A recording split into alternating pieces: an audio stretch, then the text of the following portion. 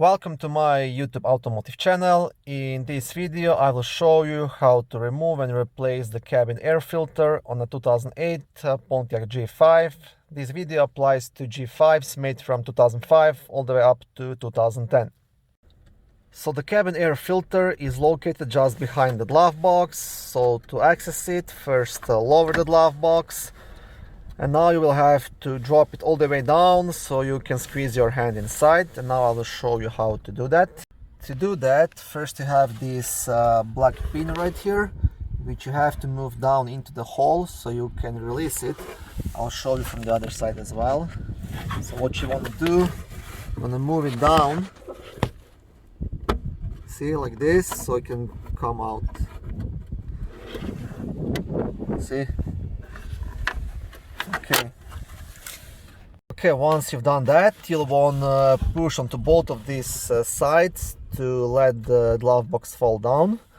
So I'll have to use both of my hands.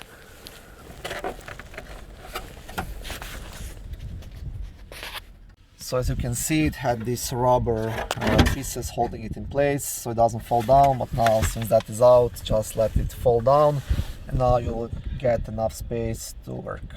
The cabin air filter is inside this box, so you have 3 black clips to open up, so just pull them down. This is the first one, the second one, and here is the third one. And that will open this small door, and right here inside is your filter. To remove it, you can just pull it like a straight out and then install the new filter inside, and yeah, that's pretty much it.